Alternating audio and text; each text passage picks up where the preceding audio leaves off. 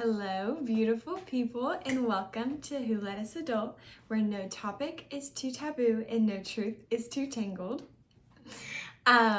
This is going to be our fourth episode. Yay! Finally, our fourth episode that everyone has been waiting for.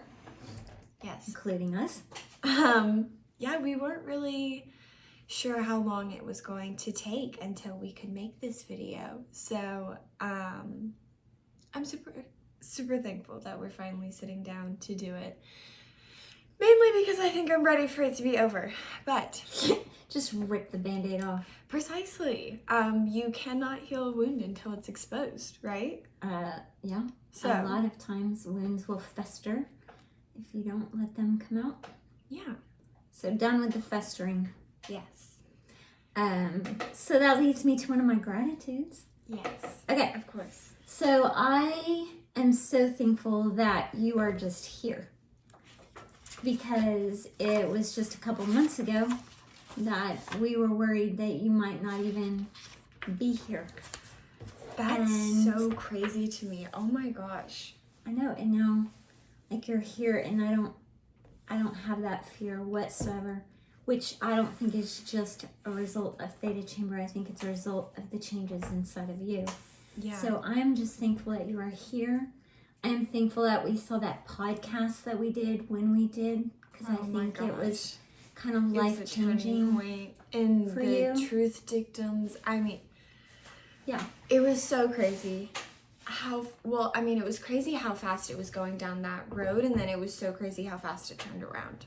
Yes. So I am thankful to the Lord for all those things. And actually, that podcast is what led us to decide to start a podcast, because we realized how powerful hearing somebody else's story can be and can make a change in your life.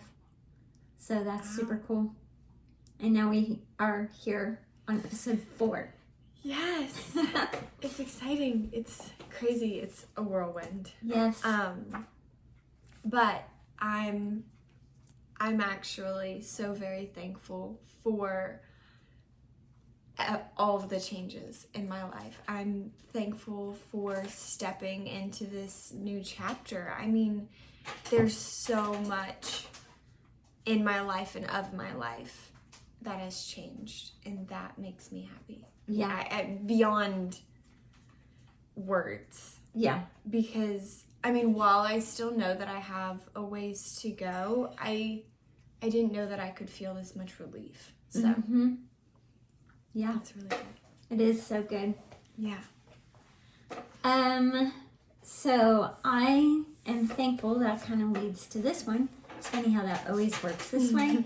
But I'm thankful for God's guidance in our health. And I can think back to specific moments that have led to this much health, physically and mentally, spiritually, all the things. And when I started thinking back today about being thankful for that, I really think it started, number one, when we got the water, because I think that just started cleansing our systems and detoxing our bodies. It did. And preparing us for the next level of health.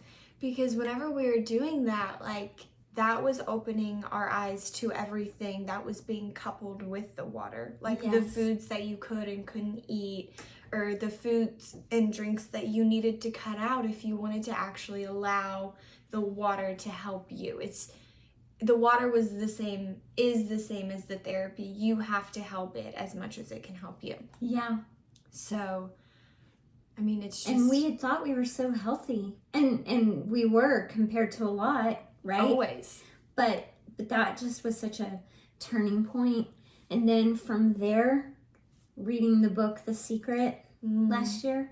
Yeah. And then from The Secret to the genetic testing, at least for me, I can't wait for us to be able to do it for you. I'm so interested. I really am. But I know that parts of me have been changed because of addressing that recessive gene in my life, COMT.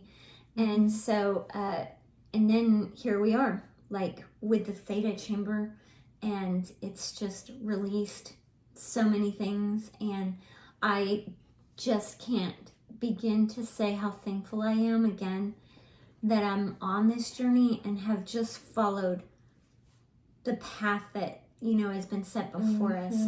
Because God can put something there, and then it's your choice whether you're like, follow that road or not. And I'm just so glad that we have been. And it's almost been a week since our third theta chamber, and I still, since last Tuesday, have woken up every day feeling so light and free. And I know you're getting there. I was gonna say, I don't know if I'm quite there. That's amazing for you. I still have got some work to do, and that's okay. No two's healing journey is ever going to look the same. I mean, not even just because of however many different things people can go through nowadays, but because genuinely, back to the biology. Oh, yeah. Oh my gosh, the genetics testing. Yeah. Words. There's some parts of people's brains that genuinely isn't working the way it's supposed to be functioning. So, I mean, it's like looking at a person in a wheelchair and saying, like, why aren't you walking? Like, why can't you understand this? Why can't you grasp this? Yeah. You can know that you're supposed to change and that you're supposed to do things a certain way, but it doesn't mean that's how it feels in your body whatsoever. Yeah. And that guy that we heard talking about brain health, it's so, I really think that that's part of it. And, you know, the Theta Chamber lady has been talking about how fast this process has been for me. And I honestly think, number one, I'm 51 and I've dealt with a lot of my skeletons, right? Yes. But number two, wise woman. I think that my brain, it's still here. My brain health is probably better than yours. Let's just face it. I haven't had some of the same addictions or different things. And so I think that my brain has been fast to respond. Absolutely. So, but I think that it is so exciting because I think I see parts of your brain healing. And just the fact, like, here we are 4 weeks. That is a long time for you to have given up your, what did you call that? Dubious coping mechanism. Yes, dubious coping mechanism. You have gone, and I cannot think that the Theta Chamber has not. Theta Chamber. Theta, oh my gosh, THETA. Theta Chamber has not had something to do with that in you. No, I agree. It's very exciting. Anyway, there's that gratitude for me. Yes. Another one. That's the wrong page. My bad. Oh, okay. I've been thankful for this before, but just so much recently, it's felt very prevalent. I'm so thankful to have such a close-knit family that loves and supports through anything and everything. Yeah, I do think that is one of the benefits of some of the hard things that we've been through, and that instead of choosing the path that some choose when that happens is like scram. Yeah, like we don't want to talk about it. Have come together, and we do talk and we do support, and so yeah, that's a good one because a lot of people don't have that, and I'm thankful for it as well. I would not be where I would be without my community, which is y'all. Yeah. So. Yeah. And on that, it's something that I meant to say earlier is that along with that God's guidance, I'm just so thankful that God led us to Heather back when Reagan first needed help, and then your outcry. She's been so pivotal in our journey. And I also think that having her has also been part of the reason why the Theta Chamber has been successful. For sure. And I know that people say that you can do the theta chamber without a counselor, especially for people that don't want to talk about it, and I fully understand that. But I also like watching her know immediately what to do with you after that first theta chamber experience and throwing rocks and getting that anger out. Like, I'm just so thankful that she's been through this with us, and she also seeks constantly ways to improve / help not just you but all of her clients. So I'm so thankful that she's the first. Like, I just went to the first person in the phone book. There we go. Yeah, it's crazy what a big, I mean, infrastructure she's been in my life. I wouldn't be where I am without her. It's true. And I mean, it's even so funny because after, we'd gotten finished throwing the rocks and everything like that, I mean, I had been laying on the table about to have a temper tantrum. Like, all I could picture was ripping through this doctor's office of really nice people who were just trying to help me, and I wanted to rampage and break everything. It was really bad. And it's just crazy. Like, she knew that, like, she was like, I gotta get to Élise. And I was like, yeah, she has the tingles, apparently. Yeah, it was great. It was great. I'm so thankful that she was there. Me too. Okay. That's 3. I still have another one. 2, actually. Well, just be real fast. Okay. That I am thankful for BJ's patience with my transformation, because I've been realizing with all my new habits that are weird to me, like making coffee the other day and putting away each thing after I was done with it, and then realizing when I was putting the 3rd thing away that, like, this is weird. Why am I putting things away? Wow. That's crazy. It's almost like I'm not leaving things around. I know, and it's embarrassing to think about and talk about how that wasn't, like, on my radar. It's not like I was trying to be a brat and just do stuff. I just never really cared or thought about it. And so anyway, without thinking about it, I have been picking up stuff as I go. Even as I say it, it sounds so dumb. But anyway, my patient husband for 14 years has, with a type A personality, in a round of applause for BJ. Yes. Has been extremely loving and patient, and just embracing who I am. But now, so happy for who I'm becoming, I think. He's like, yes, the next 50 years are going to be awesome. That's hilarious. And my last one, because I just can't help it, is that the boys have had such a great week, and I'm so thankful. All 3 of them. Oh, all 3 of them. Yes. Oh, yeah. Cayman, Ethan, and Alec have had such great things this week. Alec with his best PR, like, he beat his last PR by like 30 seconds, which is huge. That is huge. Came in with his success with his sales job this week, and then I didn't know that. I haven't talked to him this week yet. yes, he got an account. Wow. So he's Good so job, I know he's very Cayman. excited. Yay. Good job. And then Ethan, we'll let him, maybe he'll join us on the porch one day this week, and we can let him talk about his exciting thing, because I don't want to put it out there for, everyone to know. Yeah. That's for him to announce to who he wants to, but just know, big changes are coming for him, and I'm so happy. Yeah. It's going to be amazing. Yeah.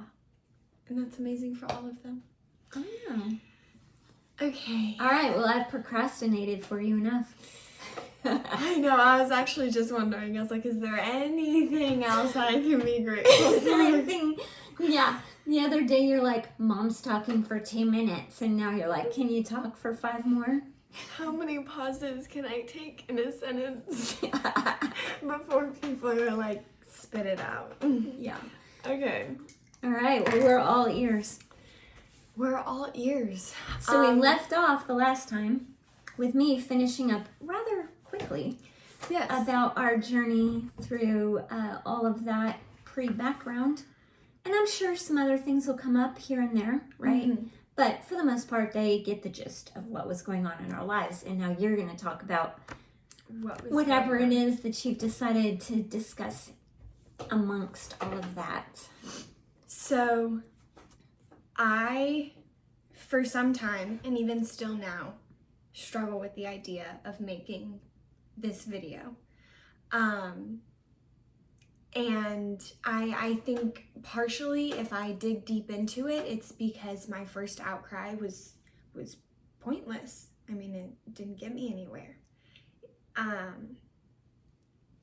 goodness, it's too soon for this. It's okay. I know.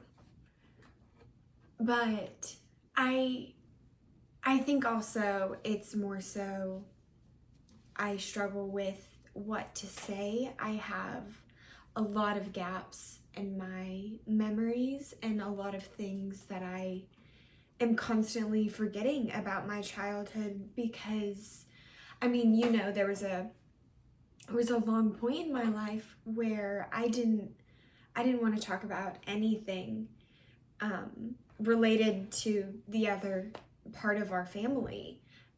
Anytime any of our siblings would bring it up, I would sort of shut it down, and I spent a long time scrubbing him from my brain. But that leads me to where I want to make this video, and that's because I know how scrubbing it affected me negatively. And I don't ever want that for another person who's been through something like this. Okay, now I need some. I'm sorry. It's okay. I don't mean to be so emotional, but I really just thought and prayed about what I wanted to talk about, and it's not the abuse that I want to focus on. It's not the grooming, which had a vastly worse effect, in my opinion, than the abuse. Psychologically, there's a lot of things that I've been having to retrain my brain and stop myself in the cycle of, because I shouldn't have to behave that way. I shouldn't have to perform for other people. But I want to focus on really just maybe how I wish I would have handled things differently with the knowledge that I have now. Yeah. You know, looking back on it is 2020. However, they do still need maybe a little bit of background as to what things looked like for us, because it is it's a confusing situation, because I tell people my biological father sexually abused me and then I grew up with him until I was 13 years old. Like, those things don't make sense. How does that make sense? Because you would think he would be in jail. However, he's not. They wanted to build a bigger case, and my sister did never have those memories. And I mean, yeah, she had all the things: night terrors, an aversion to men. I mean, everything was like textbook. But she didn't have the actual memory, and I'm gonna stop there because that's her story to tell. Yeah. But it wasn't until she was like, I don't think she'll care about this. It wasn't until she was like 19 or 20 that her first and how does Heather say it? Resurfaced. The memory resurfaced. Yes. So you're exactly right. And what people don't understand is that the system encourages parental, what do they call it?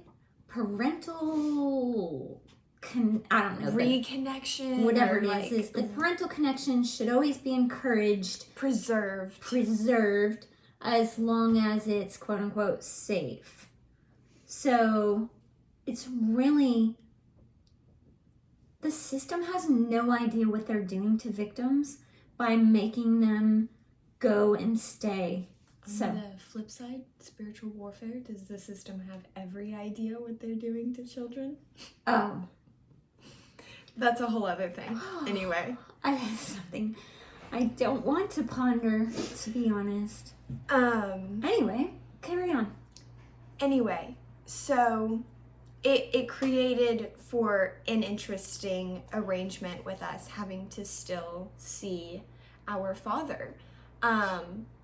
I mean, he was gone for years, and things were honestly really great. Yeah, when he was in Afghanistan, it was way better. Yeah, just but had phone calls. Even then, I mean, I can remember the emotional manipulation that happened before, during, after of him leaving, and that left its own wound on me, in all of us. I'm sure I'm not alone in this.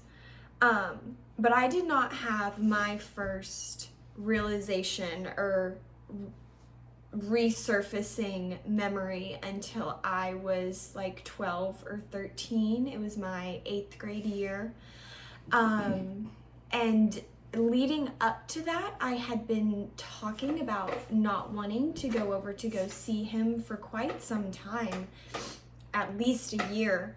And I can never really pinpoint as to why. It was more so just a gut sick feeling. And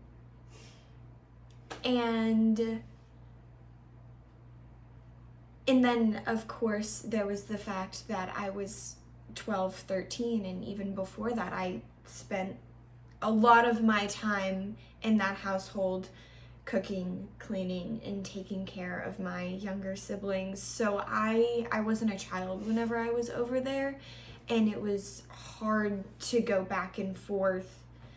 And to be honest, I think I was just getting exhausted. So yeah, because you had a lot of responsibility put on you for your half siblings, which is again a strange grooming dynamic, so to speak.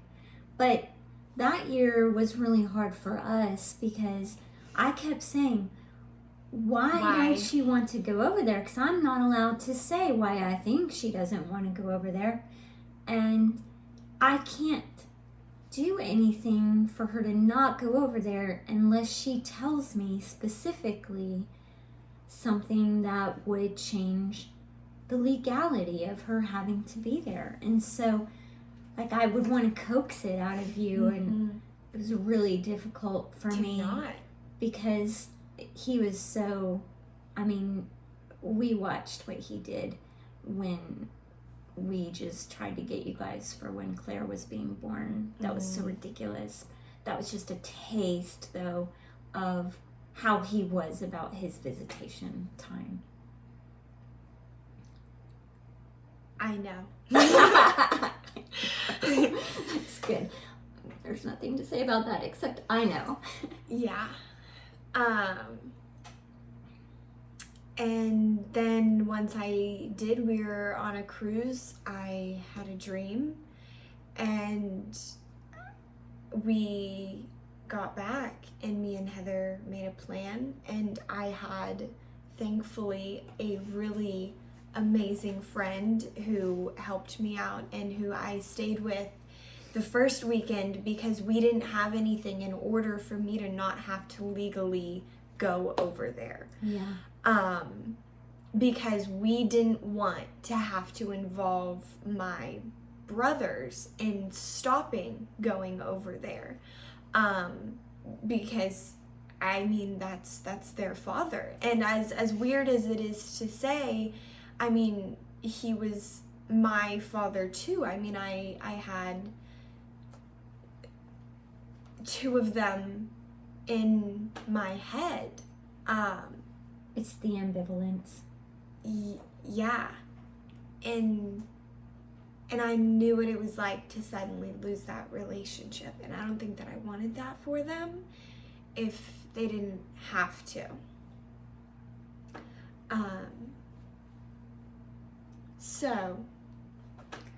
So we took some time. It took like 2 weeks. Yeah, I stayed with a friend, and it just so happened to work out that I didn't see him whatsoever. I went home with her after school, and I didn't get back to our house until later at night. We had gone away for the weekend, actually. And then my mom's lawyer contacted his lawyer and basically told him that, like, hey, Élise is having some resurfacing memories. You would do best to just leave her alone. Yeah, that's what his lawyer told him. Well, yes. That's what we were told. We were told his lawyer had called, specifically said, like, let it be. Let it lie. Like, don't make her go over there. And I remember it was that next weekend, and it was going to be the first weekend that my brothers were going over there and I wasn't. And I was getting out of gymnastics practice, and I was coming off the mat after getting done stretching. And I look over and I see him sitting. There were these glass windows so parents could sit and observe. He was sitting right there just staring at me. And I kind of just froze, and I was trying to like walk to my lockers. I had to walk all the way across the gym so I could just feel him staring at me.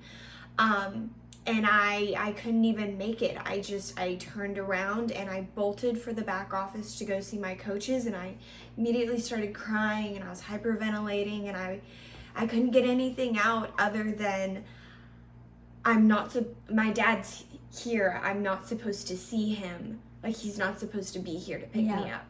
And I was so thankful for my coaches. I mean, I grew up in the gym, so. Yeah. And then they called me. See, he had let Thursday visitation go. So because I had practice. So it was normal for me to miss a Thursday.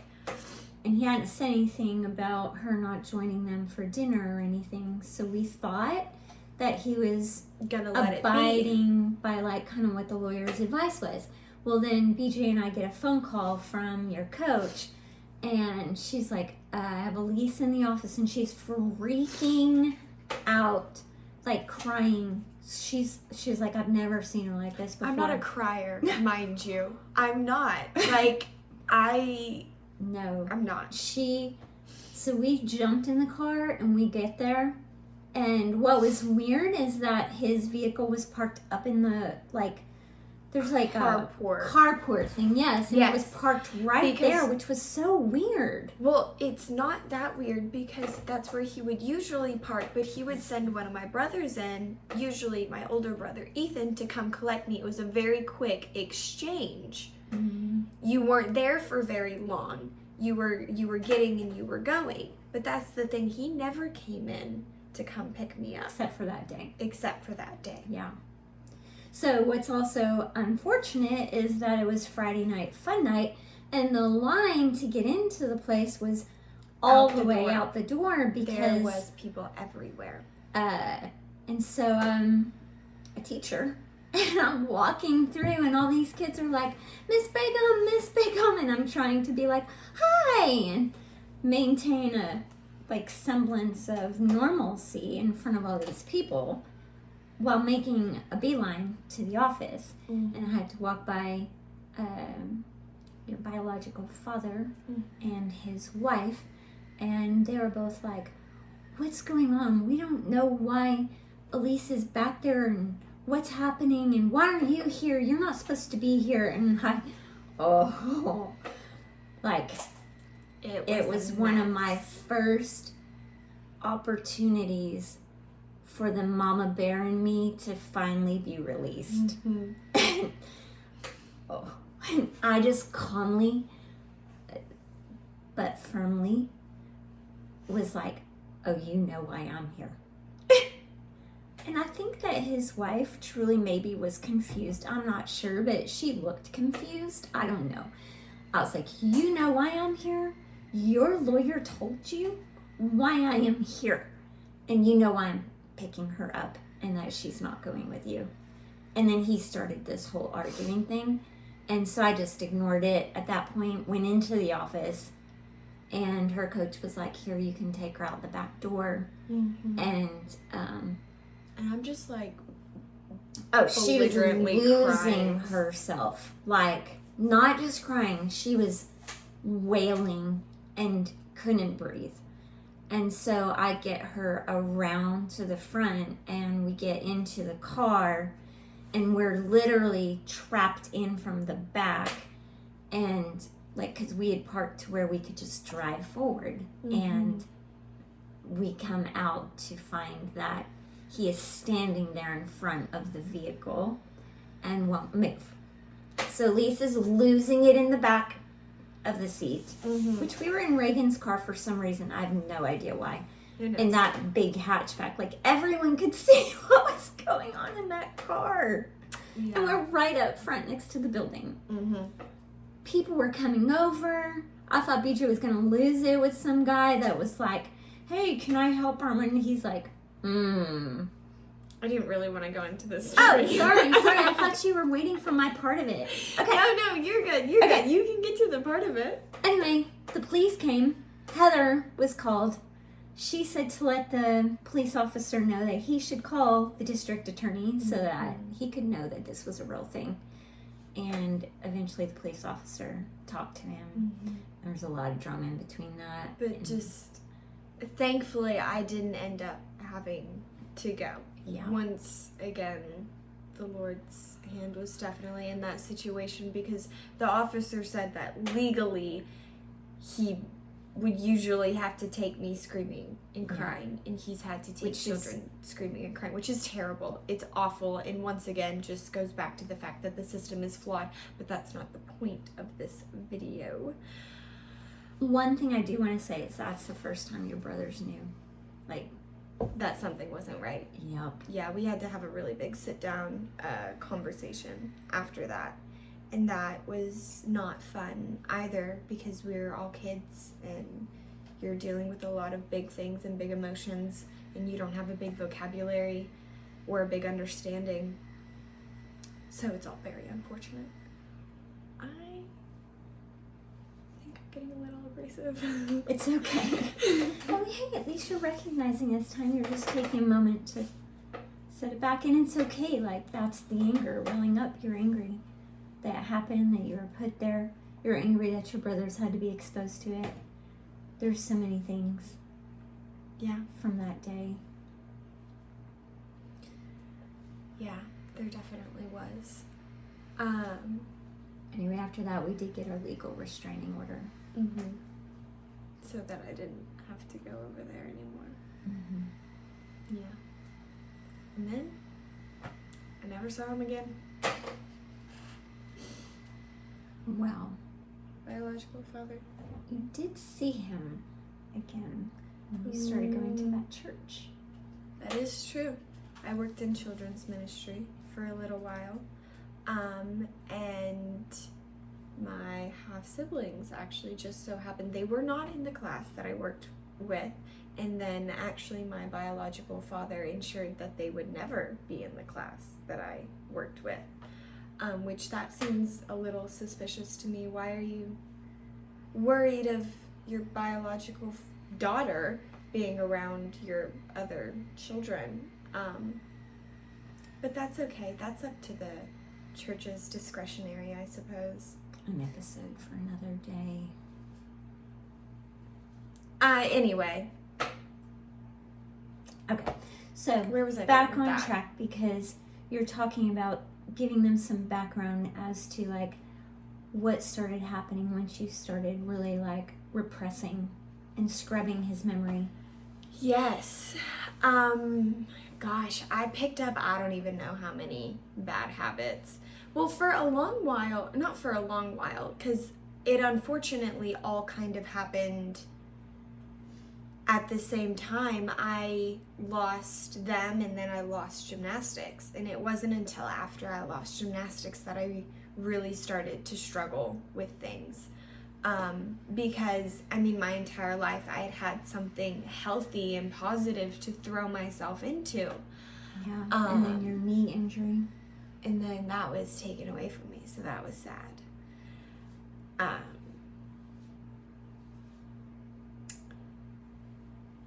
But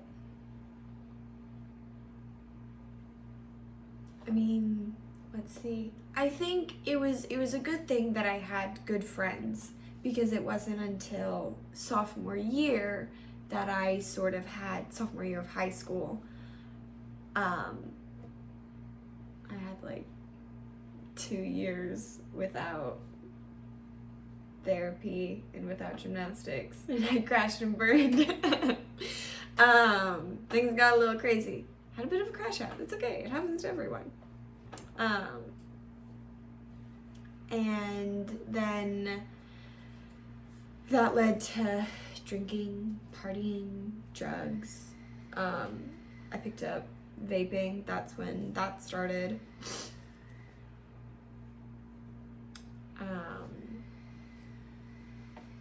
And then I started going back, not because I wanted to. It was strictly enforced by my 2 loving parents. And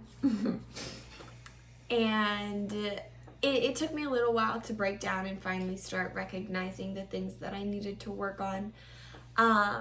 You didn't say what you went back to. You went back to therapy with Heather. Oh, yes. I went back to therapy with Heather. That's what I did. And so I did that. And then I eventually got into a pretty good headspace, but I started picking up more habits, not necessarily like vast big things like addictions and stuff like that, but psychological mannerisms, the way that I was thinking, and the cycles of thoughts, the ruminating. It changed who I was. I mean, I had always been very social and very outgoing. And for the longest time, I was scared of people whenever I came out of BTC. Yeah. Well, a little background. She got caught at school with drugs. Oh, that. Yeah, y'all don't know that. Oh, that was part of the crash out. And I got a call from vice principal. And no, like, I'd literally never been in trouble in my life, mind you.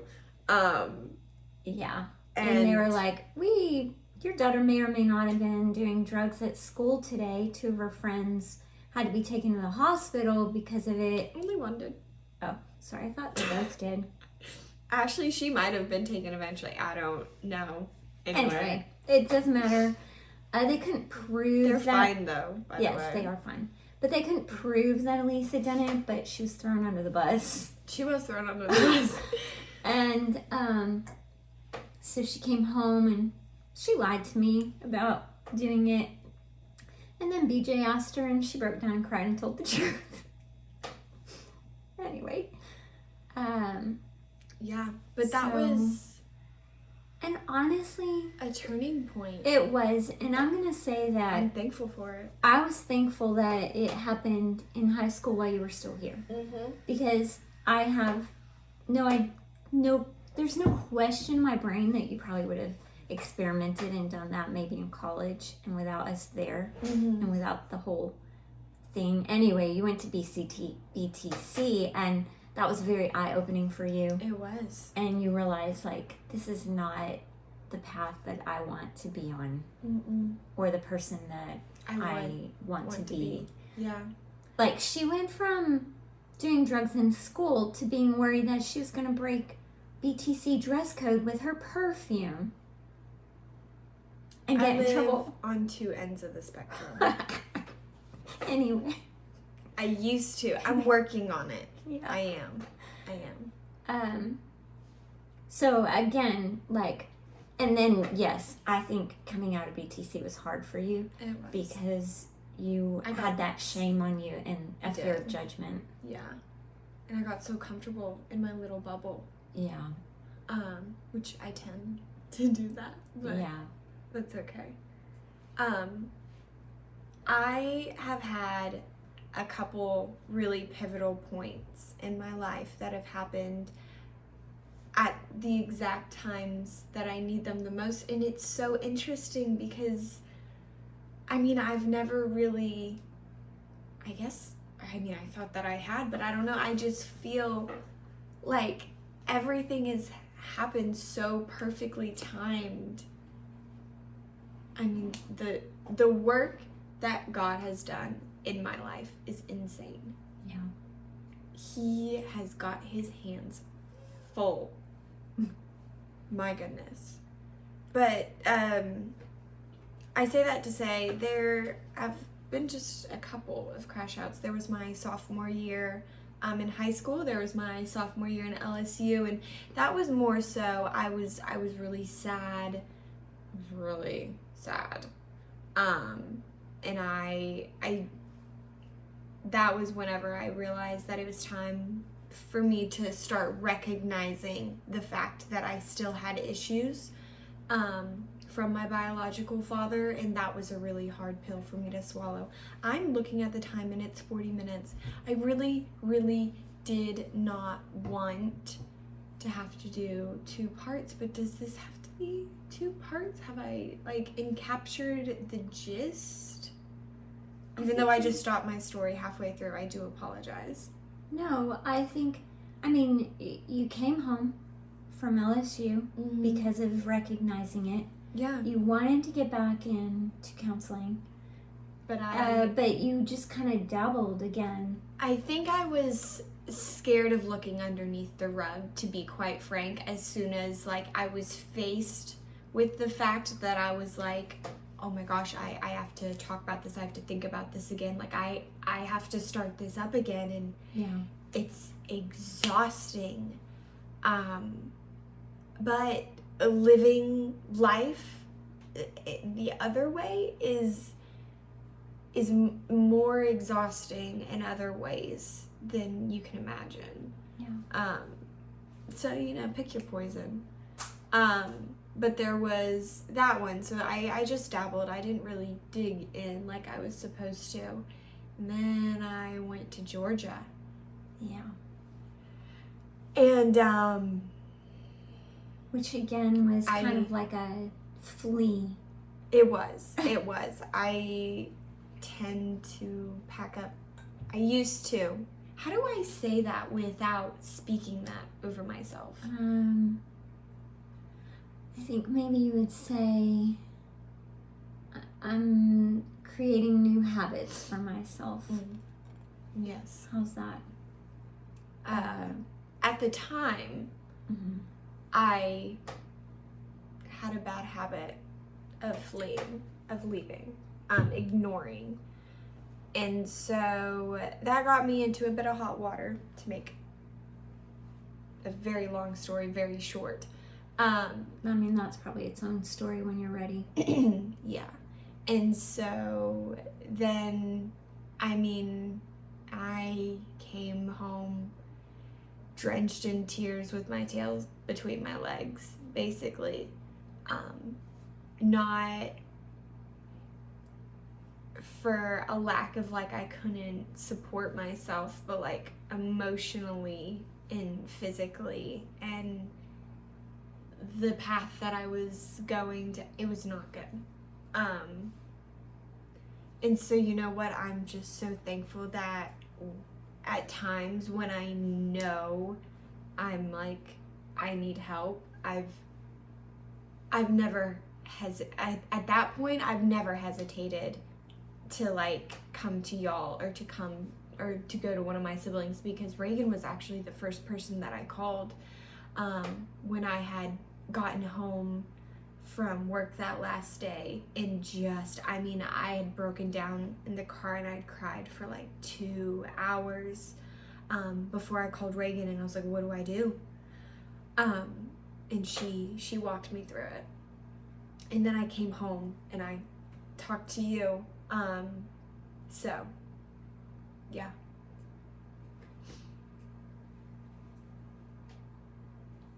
It makes me want to cry. I know. It's sad. But at this point in my life, I wouldn't want to be anyone else or be anywhere else. So, I mean, it's like after I'd gotten out of the theta chamber the other day, everyone has their childhood trauma. Everyone has their baggage. I'm just thankful to be where I am now, working on what I am now. And I mean, I've had so many people point it out to me recently, but especially working on it at such a young age, because I had no power, no control, and no say over what my childhood looked and felt like. But I get to pick the rest of my life. And BJ has always said that to me, but I think in like this last year, it's truly started to resonate with me. So I can be thankful for that. Yeah. And you're so brave to be vulnerable and share your story with people. And I know that you're planting seeds that are going to help someone else, and maybe they won't have to go to BTC. This thing's in ruins. Or crash out, in college. And then I think that it's a message that people need to hear, that even, like the other day I had someone that was older tell me, like, it's so brave what you guys are doing and talking about, my generation never talked about it. And I think we do this fine line of like not living in it and not discussing it all the time and reliving it, whatever, but being willing to not shove it on the rug and pretend that it didn't happen. And